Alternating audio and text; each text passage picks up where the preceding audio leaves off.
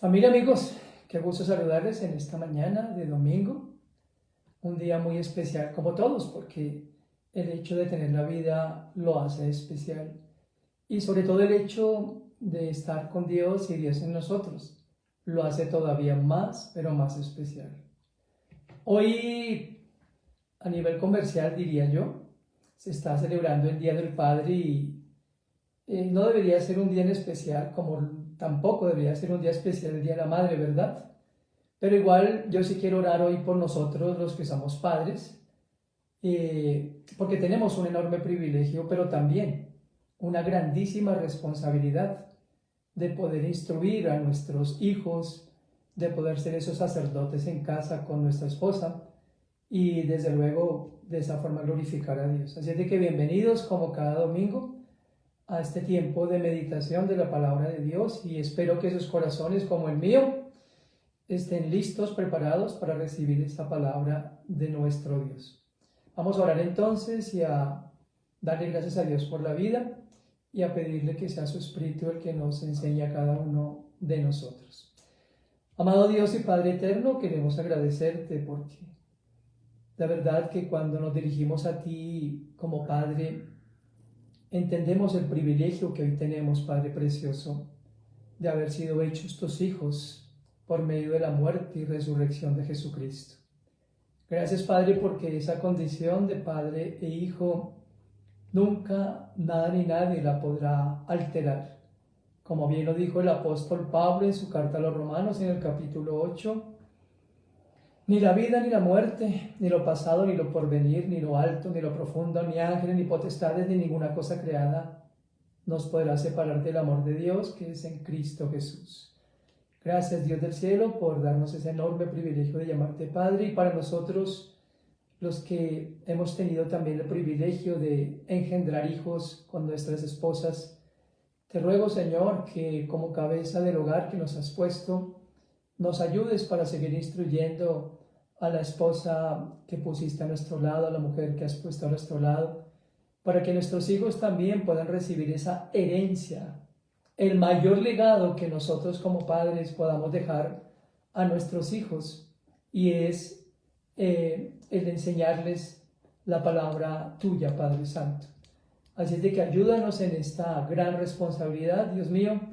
Reconocemos que como hombres no podríamos hacerlo sin tu guía, sin tu dirección, sin lo que tu palabra nos enseña. Por eso capacítanos cada día más, renueva cada día más nuestra mente, Padre, y llénanos de tu gracia, para que también nuestros hijos, Padre precioso, puedan a su vez enseñarle a nuestros nietos esas verdades eternas. Hoy quiero darte gracias, Señor, por este medio virtual, porque nos acerca a las personas que están lejos tal vez de la ciudad, o a las que por razones que tú conoces no tienen un lugar de reunión permanente. Lo más importante, Señor, es que nosotros estamos reunidos en torno a tu palabra y estamos con el deseo de aprender de ella. Te pido, Dios, para que este medio funcione muy bien, para que principalmente tu palabra sea la que penetre en el corazón de cada uno de nosotros y continúes fortaleciendo la fe en la persona de Jesucristo. Te lo ruego con todo mi corazón. Amén y amén. Bien, bienvenidos los que se están conectando en estos momentos. Vamos a continuar hoy con la exposición de esta primera carta del apóstol Juan. Y en nuestro primer recorrido, por decirlo de alguna forma, por esta epístola, vimos en la primera sección que Juan, inspirado por el Espíritu Santo, nos habló de Dios como luz. Luego nos detuvimos bastante tiempo, por varias semanas, en esa sección central que concluyó en el capítulo 4 y donde aprendimos acerca de Dios como amor, o Dios es amor. Hoy vamos a iniciar el capítulo 5 y en este capítulo vamos a ver dos secciones. La primera, Juan nos enseñará acerca de la victoria que como hijos de Dios tenemos sobre el mundo. Y en 8 días, si Dios nos da la vida y nos lo permite, aprenderemos acerca de la seguridad de salvación. Ubiquémonos de una vez en esta primera carta o epístola de Juan, en el capítulo 5, y vamos a leer y a examinar los versos 1 al 4. Como pueden ver, estaremos leyendo los textos, los pasajes, en la traducción Nueva Versión Internacional. Voy a dar lectura entonces a este pasaje. Dice Juan: todo el que cree que Jesús es el Cristo ha nacido de Dios. Todo el que ama al Padre ama también a sus hijos. Así, cuando amamos a Dios y cumplimos sus mandamientos, sabemos que amamos a los hijos de Dios. En esto consiste el amor a Dios, en que obedezcamos sus mandamientos. Y estos no son difíciles de cumplir, porque todo el que ha nacido de Dios vence al mundo. Esta es la victoria que vence al mundo, nuestra fe. Como les dije hace unos instantes, el título del mensaje de hoy es La victoria sobre el mundo. Una vez más, recordemos que cuando se menciona el mundo, se está hablando no del cosmos, sino de todas las cosmovisiones de este mundo terrenal. Es decir, la cosmovisión donde se encuentra el egoísmo, la avaricia, las enfermedades y todos los pecados que nosotros podemos ver en este mundo. El apóstol Juan, en los versículos que leí hace unos instantes, insiste y recalca que como creyentes podemos tener victoria sobre esa cosmovisión de este mundo. Siempre recuerdo las palabras de Cristo allá en el Evangelio de Juan, capítulo 17, cuando Jesús oró por sus discípulos y dijo puntualmente al Padre, o pidió al Padre puntualmente: ellos están en el mundo, pero no son del mundo. Santifícalos en tu palabra, porque tu palabra es la verdad. Solamente lo traigo a colación para recordar lo que Cristo habló acerca del mundo y donde sus discípulos iban a quedar para ser esas luminares en este mundo. Pero entrando en materia de este texto de 1 de Juan 5, el 1 al 4, ¿dónde se origina la victoria de nosotros como hijos de Dios sobre el mundo? Se origina en nuestras convicciones. Voy a volver a leer el versículo 1 del capítulo 1 de 1 de Juan. Todo el que cree que Jesús es el Cristo ha nacido de Dios. Todo el que ama al Padre ama también a sus hijos. En la Reina Valera 60, este versículo se lee de la siguiente forma: todo aquel que cree que Jesús es el Cristo es nacido de Dios. Y todo aquel que ama al que engendró, ama también al que ha sido engendrado por él. Vamos a ver la primera parte de este versículo. Todo aquel que cree que Jesús es el Cristo, dice Juan, es verdaderamente nacido de Dios. Recordemos que el mismo apóstol Juan comenzó su evangelio en el capítulo 1, versículos 10 al 12, presentando de una manera muy clara cómo se nace espiritualmente y cómo se llega a ser un hijo de Dios verdaderamente. Juan capítulo 1, versos 10 al 12. Y aquí Juan nos recuerda que la forma de estar seguros de que hemos nacido espiritualmente y por ende somos hijos e hijas de Dios es cuando tenemos nuestra fe en la obra de redención hecha por Jesucristo. Recordemos que Jesucristo nos redimió de la condenación eterna, es decir, pagó el precio por nuestro rescate y nos volvió a unir con el Padre. Voy a leer Juan capítulo 1, versos 10 al 12. El que era la luz ya estaba en el mundo y el mundo fue creado por medio de él, pero el mundo no lo reconoció. Estoy leyendo en la versión internacional. Vino a lo que era suyo, pero los suyos no lo recibieron. Mas a cuantos lo recibieron, a los que creen en su nombre, les dio ¿qué? El derecho de ser hechos hijos de Dios. Aquí Juan nos está diciendo, y Juan fue testigo ocular de esa indiferencia lastimosamente que tuvo el pueblo judío del propio Salvador. Lo tenían delante de él, lo tenían ante sus ojos, habían visto el cumplimiento de las profecías delante de ellos, pero ellos no lo recibieron, ellos no lo aceptaron.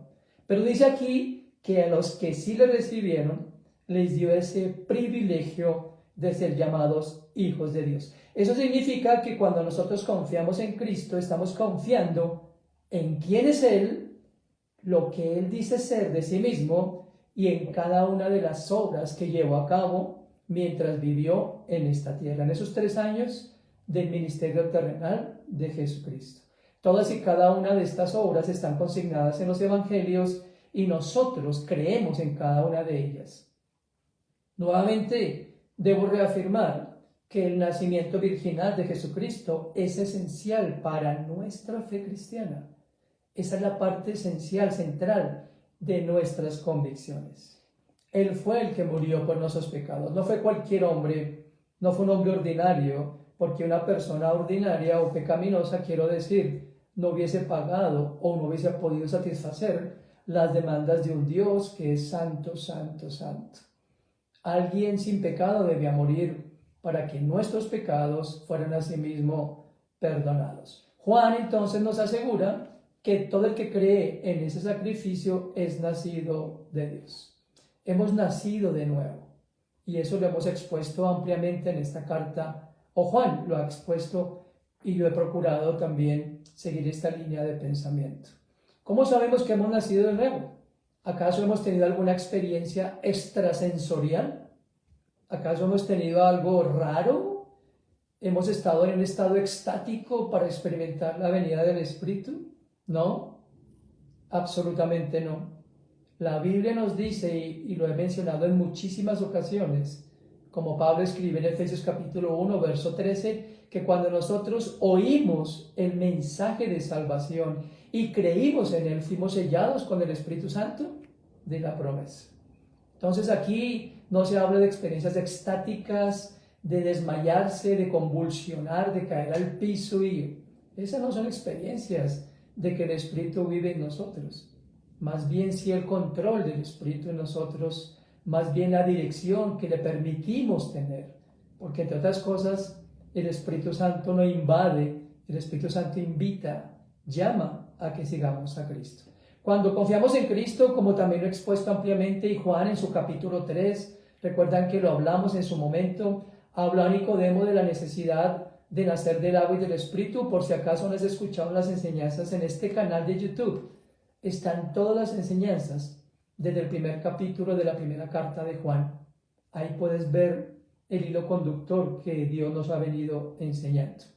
Pero nosotros entonces podemos llegar a tener una nueva comprensión espiritual. La otra parte importante de este versículo es que todo el que ama al Padre también ama a sus hijos, como dice en esta versión internacional. Ya Juan lo había mencionado anteriormente y nos lo recordó en 1 de Juan 3:11. Este es el mensaje que han oído desde el principio, que nos amemos los unos a los otros. Y recordamos también las palabras de nuestro Señor Jesucristo en Juan 13:35. Todos estos textos ya los mencioné y están aquí en el archivo de enseñanzas. Jesús dijo: de este modo sabrán que son mis discípulos si se aman los unos a los otros. Volvamos a la expresión nacidos de Dios.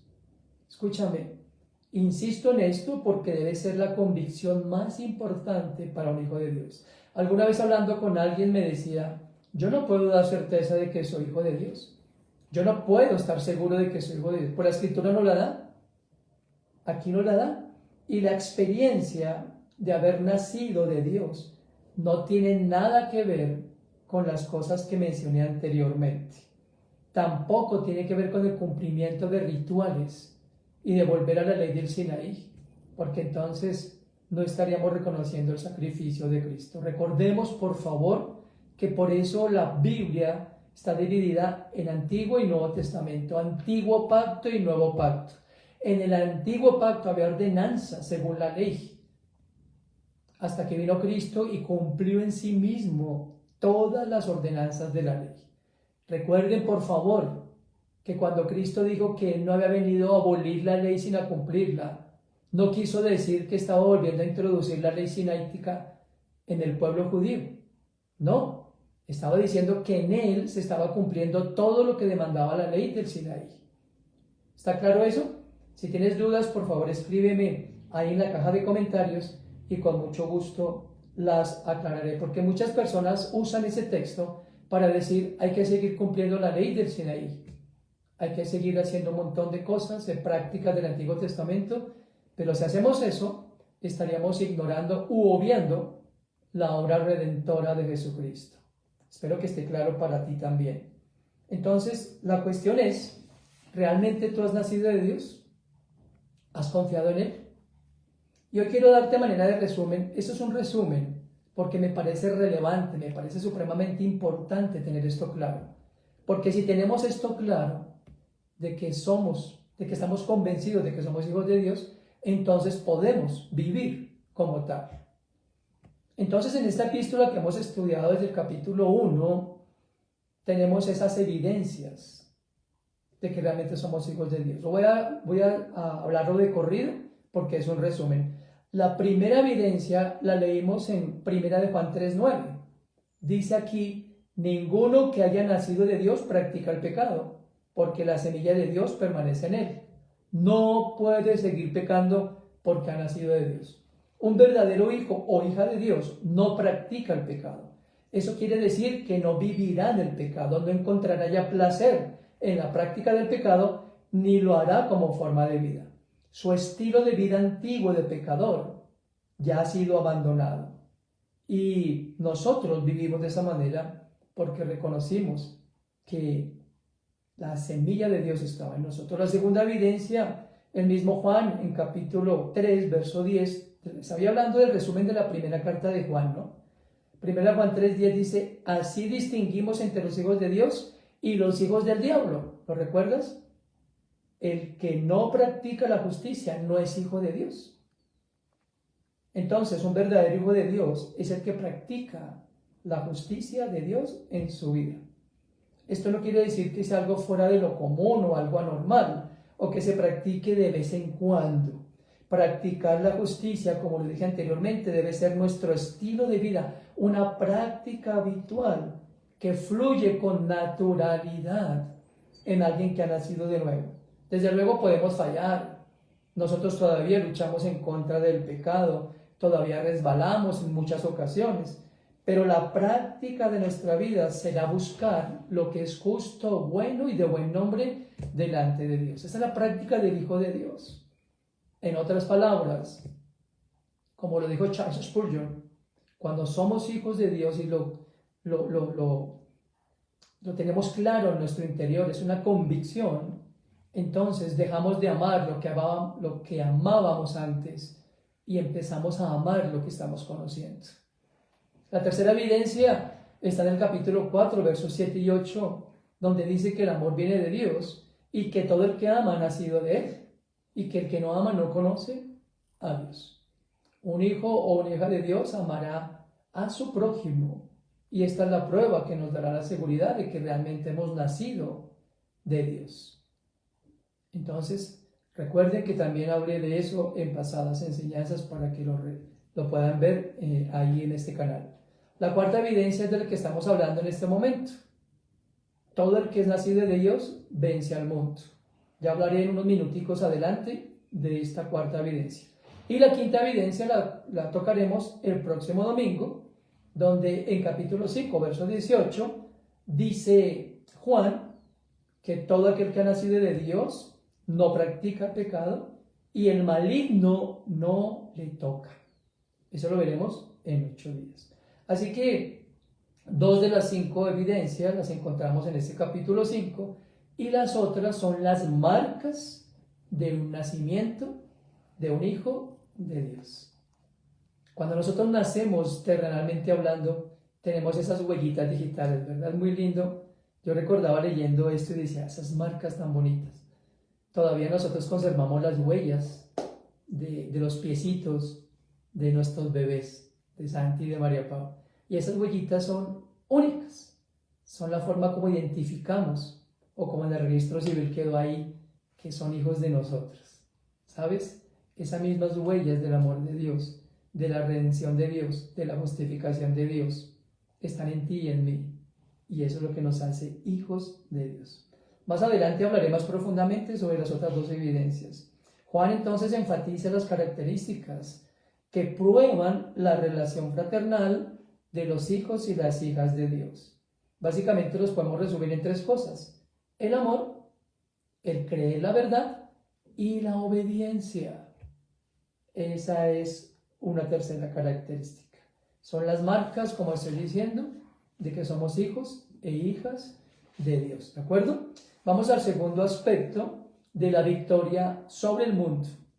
Esa victoria sobre el mundo se evidencia en nuestras acciones. Lo que estaba diciéndoles hace un momento atrás. Notemos, por favor, que nosotros no podemos vivir una vida en Cristo si no hemos nacido de nuevo. ¿Se dan cuenta? Es por eso que, con la mejor intención lo digo, muchas veces nuestro afán es que la gente vaya a un lugar de reunión. Pero ¿cómo van a oír, dice Pablo en Romanos 10, si no han entendido? ¿Cómo van a practicar algo que no han comprendido, que no ha entrado a su corazón? ¿Me estoy dando a entender? Y he hablado de esto en muchos mensajes anteriores. A veces oramos, Señor, que mi tío, que mi mamá, que mi papá, que mi cónyuge, que mi hermanito verdaderamente obre en rectitud. Es imposible, porque si el corazón no ha sido renovado, no puede haber acciones propias de un corazón renovado. ¿Estás entendiendo? Yo sé que sí. Entonces las acciones de un hijo de Dios se originan en las convicciones. ¿Sí te das cuenta de los eslabones que están unidos? Cuando tengo convicciones, eso se refleja en mis acciones. Entonces la segunda cosa, la victoria sobre el mundo se evidencia en nuestras acciones. Mira de nuevo 1 de Juan 5:2. Y voy a volverlo a leer en las dos versiones. Cuando amamos a Dios y cumplimos sus mandamientos, sabemos que amamos a los hijos de Dios. En la Reina Valera 60. En esto conocemos que amamos a los hijos de Dios, cuando amamos a Dios y guardamos sus mandamientos. Ahora, atención. ¿A qué se refiere Juan aquí cuando dice guardamos sus mandamientos? No es exactamente a la ley del Sinaí, a los 10 mandamientos dados en Éxodo. ¿Por qué digo esto? Jesús dijo en Juan capítulo 15, si me aman, guardarán mis mandamientos. ¿A qué mandamientos se estaba refiriendo entonces? A los que enseñó en el Sermón del Monte. Mateo 5-7. Ese Sermón del Monte también en este canal de YouTube está ampliamente enseñado, para que también encuentres ahí en la biblioteca de este canal ese Sermón del Monte. Entonces, a eso se hacía referencia aquí Juan, porque fueron los mandamientos que Jesús enfatizó una y otra vez. Recordemos que ese Sermón del Monte de Mateo 5-7 describía las acciones de los discípulos de Cristo. ¿Recuerdan que en ese sermón Jesús enseñó? ¿Recuerdan que fue dicho? Pero yo les digo, esos son los mandamientos. Entonces lo que está diciendo aquí Juan, que si amamos a Dios cumplimos esos mandamientos. Y Pablo escribió, por ejemplo, en su carta a los tesalonicenses acerca de esos mandamientos, de esos deberes, como les escribió también Pablo en su misma carta a los romanos en capítulo 12, donde habla de los deberes. Pero voy a mencionar rápidamente Primera de Tesalonicenses 5, del 15 al 22. Voy a hacer una paráfrasis. Por tiempo, voy a hacer paráfrasis de este texto de Primera de Tesalonicenses 5, del 15 al 22. Miren lo que dice, son mandamientos. Asegúrense de que nadie pague mal por mal. Esfuércense por hacer el bien, no solamente entre ustedes, sino a todos. Estén siempre alegres, oren sin cesar, den gracias a Dios en toda situación. No apaguen el espíritu, no desprecien las profecías, sométanlo todo a prueba, aférrense a lo bueno y eviten toda clase de mal. Una paráfrasis de ese texto de Primera de Tesalonicenses. Esos mandamientos, querido amigo y amiga, son para ti y para mí. Y nosotros, como hijos de Dios, producto de nuestras convicciones, desearemos convertirlos en acciones. En otras palabras, cumplir los mandamientos de Dios no solamente es un estilo de vida normal para un hijo o una hija de Dios, sino que los guardará con alegría. ¿Por qué? Porque desea honrar a Dios y porque desea mostrar gratitud a Dios. La segunda parte de 1 Juan 5:3 dice: en esto consiste el amor a Dios, en que obedezcamos sus mandamientos, y estos no son difíciles de cumplir. En la versión 60 dice: y sus mandamientos no son gravosos. Escúchame lo que te voy a decir. El amor que decimos tenerle a Dios debe ser demostrado. Por supuesto, mucho más que con palabras, ¿verdad? 3 cosas para tener en cuenta de cómo demostramos el amor a Dios, aparte de guardar sus mandamientos o sus ordenanzas. Cuando lo honramos, cuando honramos su nombre en todo, cuando atribuimos a Él todo lo que somos, todo lo que tenemos, todo lo que sabemos. En segundo lugar, cuando agradecemos. Qué importante es tener un corazón agradecido con nuestro Dios. El amor es eso, ¿verdad? Ustedes recuerdan a sus hijos, yo todo esto, guardando las proporciones, me acuerdo de mis hijos, bueno, de nuestros hijos con Pili, porque no son solo míos, son de los dos, nuestros hijos. Cuán agradecidos siempre se han mostrado, ¿verdad? Ellos aún, ahora que tienen sus hogares, son agradecidos, y no es que nosotros hayamos hecho eso para que nos agradezcan, pero a mí me encanta y me siento muy honrado cuando mi hijo o mi hija me dicen: papi, o le dicen a Pili: mami, estamos tan agradecidos por lo que hacen por nosotros y por lo que hicieron, porque más allá de la gratitud por lo que les damos material o físicamente, ¿saben lo que más agradecen nuestros hijos? Es que tuvimos el privilegio de compartirles la verdad de nuestro Dios. Así de que es algo hermoso tener una actitud de gratitud a Dios. Cuando nosotros somos desagradecidos o cuando somos remilgosos o cuando todo el tiempo estamos mirando lo que no tengo o lo que pudo ser y no fue, estoy siendo desagradecido con Dios y no le estoy mostrando amor. ¿De acuerdo? Y la tercera cosa, como dice aquí, obedeciendo su palabra. La única muestra de que verdaderamente le creo a Dios y que lo quiero honrar y que estoy agradecido con Él porque me sacó de las tinieblas a su luz, es obedeciendo. Dice aquí que no son gravosos, es decir, el término gravoso en el griego es no son pesados, no son una carga, no son difíciles de cumplir.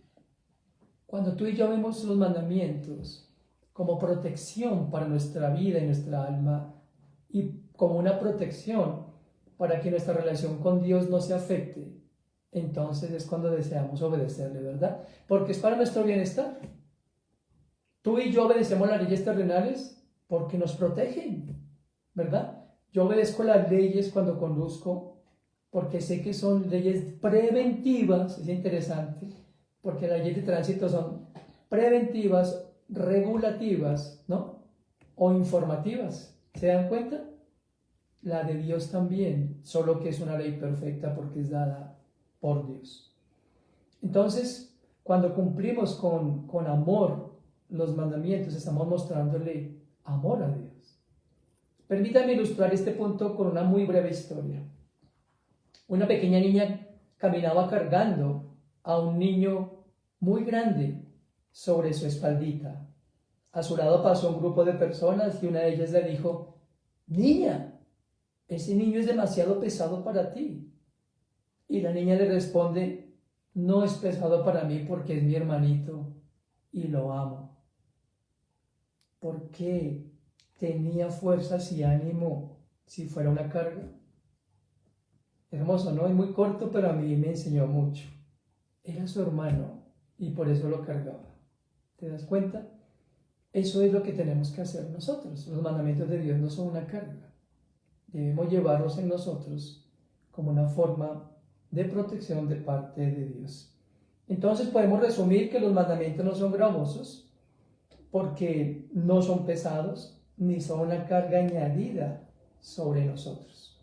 No debemos esperar o buscar a alguien que haga algo por nosotros, sino que debemos tomar la iniciativa y expresarle amor a Dios, cumpliendo su voluntad. ¿Tienes interés entonces? ¿Deseas hacerlo? Esa es la evidencia de que el Espíritu está en ti. Y cuando lo infringes te duele y te lamentas, a todos nos pasa. Es una evidencia de que el Espíritu está en ti. ¿De acuerdo? Y la tercera cosa de la victoria sobre el mundo es que esa victoria sobre el mundo nos mantiene firmes ante las presiones. Primera de Juan 5:4, porque todo el que ha nacido de Dios vence al mundo. Y esta es la victoria que vence al mundo, nuestra fe. La fe que hemos recibido por medio de lo que Dios nos ha revelado de sí mismo, escúchame lo que te voy a decir, es la fe que ha renovado nuestro entendimiento para llevarnos a creer en la salvación dada por medio del sacrificio de Cristo. La fe es la que nos mantiene a ti y a mí, anclados, aferrados, establecidos en Dios. Esa fe es la que nos ayuda a avanzar, a perseverar, a caminar. Y es la fe la que nos ayuda a desestimar a este mundo y su cosmovisión. ¿Se dan cuenta? Cuando nosotros nos amparamos en la fe, podemos tener victoria sobre la cosmovisión del mundo. Por eso nosotros insistimos tanto, animamos tanto, conoce a tu Señor, conoce a Dios. No para que te llenes de información, sino porque el mundo viene con todo, con sus presiones. Hace unas semanas atrás predicaba cómo desafortunadamente un alto porcentaje de jóvenes que fueron enseñados en sus hogares se apartan de la fe en Cristo. ¿Por qué? Básicamente porque la presión del mundo, esa presión que ejerce con su cosmovisión filosófica, humanista y hasta gnóstica, permea la vida de los muchachos. ¿Se dan cuenta, papás, mamás, lo importante que es el recalcar? Porque cuando sean presionados por el mundo, esa presión se aliviana o se rechaza o se excluye o se repele, los sinónimos que se les ocurran, con la fe en Dios. Entonces, eso hace que esos jóvenes se mantengan firmes y no se dejen arrastrar por los antivalores, porque no son valores, los antivalores del mundo y las corrientes negativas del mismo. Aunque existe una tendencia natural de los seres humanos de creer en algo y de buscar lo que trasciende, eso no nos lleva a ningún lado. Nuestra fe debe ser tan genuina y verdadera, puesta en la persona correcta que es Cristo, porque es la que nos ayudará, escúchame, en los tiempos de angustia, en los tiempos de prueba. Por eso Jesús, y vuelvo a retomar las palabras de Cristo, cuando Él se arrodilló en Juan 17 y le pidió al Padre, Padre, ellos están en el mundo, pero no son del mundo. Santifícalos en tu palabra, porque tu palabra es la verdad. Es lo que nosotros hacemos con mi esposa todas las mañanas. Padre, guarda a Santi, guarda a Mari, guarda a nuestros nietos, guarda a nuestro yerno, guarda a nuestra nuera, guarda a nuestra familia, Padre, porque hemos oído de ti y tú sabes que el mundo viene con todo. Tú, Señor Dios, le dijiste a Pedro que Satanás lo iba a zarandear, pero que él oraba para que no fallara su fe. Amigos, esto es supremamente importante, porque la presión va a ser cada vez mayor. Y recuerda que como hijo o hija de Dios, tú eres el blanco, yo soy el blanco, Pili es el blanco de Satanás. No es la gente del mundo, porque ellos están en el mundo y están lastimosamente en las garras de ese devorador. Entonces, ¿cuáles son los enemigos de la fe? Lo digo rápidamente para terminar. La duda. La persona que duda es inconstante en todos sus caminos. Anota ahí Santiago 1:6. Varias veces Jesús reprendió la duda de sus discípulos. Por ejemplo, cuando Pedro se estaba hundiendo en el mar. La duda puede ser natural o diabólica, pero la fe se apoya en el poder sobrenatural de Dios. El segundo enemigo de la fe, la incredulidad. Cuando se duda, se puede caer en la incredulidad. La desconfianza que es momentánea o que rechaza totalmente lo que Dios dice y hace es pecado. La incredulidad casi siempre se asocia con indiferencia. Algunos que eran creyentes dejaron el camino, como lo dije hace un momento. Recordemos a Judas. Vivió con Jesús, escuchó las mismas enseñanzas de Jesús, pero era el hijo de perdición. ¿Se dan cuenta? Y el miedo a defraudar a la familia, el miedo a defraudar la tradición, o el miedo o la incertidumbre por lo que pueda pasar. Esas son presiones de este mundo. Y hoy veo mucho hijo de Dios, hija de Dios, muerta de miedo, de ansiedad o de temor, que por lo que será en este mundo. Amigos, amigas, solo podemos tener victoria sobre este mundo si nos mantenemos firmes ante las presiones. Pablo se mantuvo firme ante las presiones porque su fe estaba fortalecida en Dios y en su palabra. Así es de que 3 cosas para tener la victoria sobre el mundo.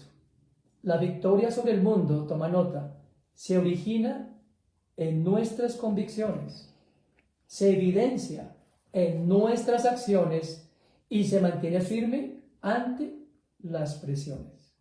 Cada día mi esposa Pili y yo le pedimos a Dios para que nos ayude a comprender que necesitamos conocer el amor de Dios, ese amor incondicional, porque al conocer y experimentar ese amor de Dios que desea guiarnos en nuestra vida diaria y que quiere llevar la carga de nuestros problemas, es un amor que nunca nos defraudará y que nos ayudará a mantenernos victoriosos en un cada vez más cambiante e indeseable mundo.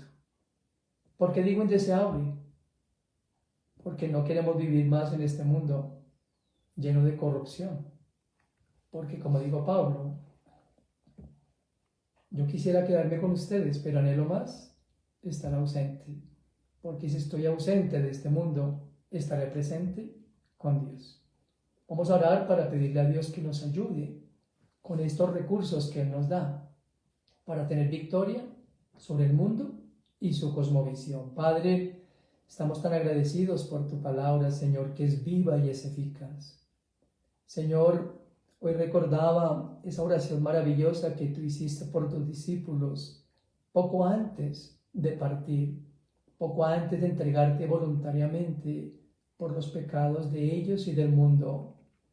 Gracias, Señor. Hoy yo te ruego, Señor, yo te imploro para que nos ayudes porque sabes que estamos en este mundo.